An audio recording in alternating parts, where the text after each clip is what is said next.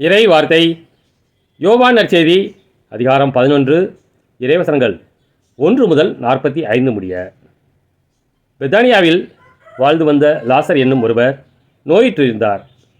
அவ்வூரில்தான் மரியாவும் அவருடைய சகோதரியான மார்த்தாவும் வாழ்ந்து வந்தனர். இந்த மரியாதான் ஆண்டவர் மேல் நறுமண தைலம் பூசி தமது கூந்தலால் அவரின் காலடிகளை துடைத்தவர். நோயிற்றிருந்த லாசர் இவருடைய சகோதரர். லாசரின் சகோதரிகள் இயேசுவிடம் ஆள் அனுப்பி, ஆண்டவரே, உம் நண்பன் நோயிற்றிருக்கிறான் என்று தெரிவித்தார்கள். அவர் இதை கேட்டு, இந்நோய் சாவில் போய் முடியாது. கடவுளின் மாட்சி விளங்கவே இவன் நோயிற்றான். இதனால் மானிட மகன் மாட்சி பெறுவார் என்றார்.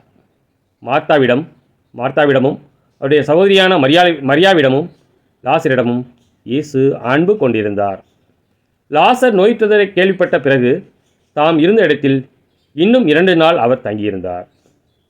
பின் தாம் சீடரிடம், மீண்டும் யூதேயாவுக்கு போவோம் வாருங்கள் என்று கூறினார். அவருடைய சீடர்கள் அவரிடம், ரபி, இப்போது தானே யூதர்கள் உம்மேல் கல்லெறிய முயன்றார்கள், மீண்டும் அங்கு போகிறீரே என்று கேட்டார்கள். இயேசு மறுமொழியாக, பகலுக்கு 12 மணி நேரம் உண்டு அல்லவா? பகலில் நடப்பவர் இடறி விழுவதில்லை, ஏனெனில் பகல் ஒளியில் பார்க்க முடிகிறது. ஆனால் இரவில் நடப்பவர் இடறி விழுவார், எனவே அப்போது ஒளி இல்லை என்றார். இவ்வாறு கூறிய பின், நம் நண்பன் லாசர் தூங்குகிறான், நான் அவனை எழுப்புவதற்காக போகிறேன் என்றார். அவருடைய சீடர் அவரிடம், ஆண்டவரே, அவர் தூங்கினால் நலமடைவார் என்றனர். இயேசு அவருடைய சாவை குறிப்பிட்டே இவ்வாறு சொன்னார்.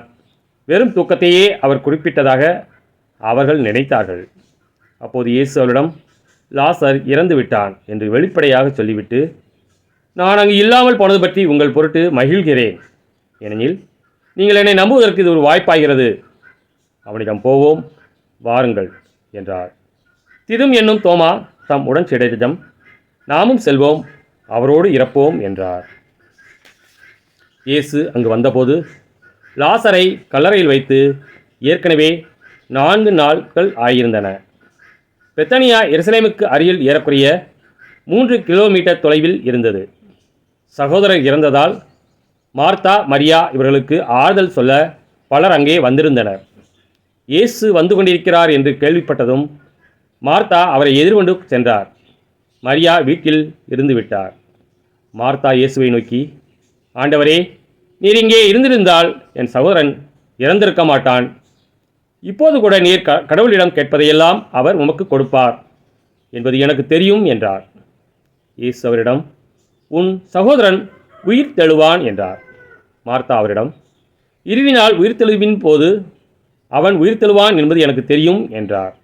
இயேசுவிடம், உயிர் தெழுதலும் வாழ்வும் நானே. என்னிடம் நம்பிக்கை கொள்பவர் இறப்பினும் வாழ்வார். உயிரோடு இருக்கும்போது என்னிடம் நம்பிக்கை கொள்ளும் எவரும் என்றுமே சாக மாட்டார். இதை நீ நம்புகிறாயா என்று கேட்டார். மார்த்தா அவரிடம், ஆம் ஆண்டவரே, நீர் மெசியா, நீரே இறைமகன், நீரே உலகிற்கு வரவிருந்தவர் என நம்புகிறேன் என்றார்.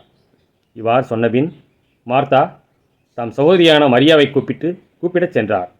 அவரிடம், போதகர் வந்துவிட்டார், உன்னை அழைக்கிறார் என்று காதோடு காதாய் சொன்னார்.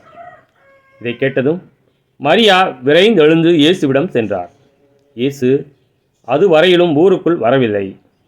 மார்த்தா தம்மை சந்தித்த இடத்திலேயே இன்னும் இருந்தார். வீட்டில் மரியாவுக்கு ஆறுதல் சொல்லிக் கொண்டிருந்த யூதர்கள் அவர் விரைந்து எழுந்து வெளியே செல்வதைக் கண்டு அவர் அழுவதற்காக கல்லறைக்கு போகிறார் என்று எண்ணி அவர் பின்னே சென்றார்கள். இயேசு இருந்த இடத்திற்கு மரியா வந்து அவரை கண்டதும் அவர் காலில் விழுந்து, ஆண்டவரே, நீர் இங்கே இருந்திருந்தால் என் சகோதரன் இறந்திருக்க மாட்டான் என்றார். மரியா அழுவதையும் அவரோடு வந்த யூதர்கள் அழுவதையும் கண்டபோது இயேசு உள்ளங்குமுறி கலங்கி, அவனை எங்கே வைத்தீர்கள் என்று கேட்டார். அவர்கள் அவரிடம், ஆண்டவரே, வந்து பாரும் என்றார்கள்.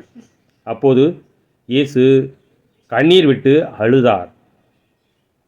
அதை கண்ட யூதர்கள், பாருங்கள், லாசர் மேல் இவருக்கு எத்துணை அன்பு என்று பேசிக்கொண்டார்கள்.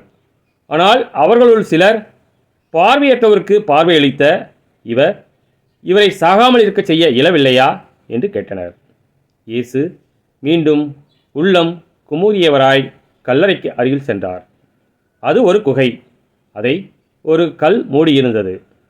கல்லை அகற்றிவிடுங்கள் என்றார் இயேசு. இறந்து போனவரின் சகோதரியான மார்த்தா அவரிடம், ஆண்டவரே, 4 நாள் ஆயிற்று, நாற்றம் அடிக்குமே என்றார். இயேசு அவரிடம், நீ நம்பினால் கடவுளின் மாட்சிமையை காண்பாய் என நான் உன்னிடம் கூறவில்லையா என்று கேட்டார். அப்போது அவர்கள் கல்லை அகற்றினார்கள். இயேசு அண்ணாந்து பார்த்து, தந்தையே, நீர் என் வேண்டுதலுக்கு செவி சாய்த்ததற்காக உமக்கு நன்றி கூறுகிறேன். நீர் எப்போதும் என் வேண்டுதலுக்கு செவி சாய்க்கிறீர் என்பது எனக்கு தெரியும். எனினும் நீரே என்னை அனுப்பினீர் என்று சூழ்ந்து நிற்கும் இக்கூட்டம் நம்பும் பொருட்டே இப்படி சொன்னேன் என்று கூறினார்.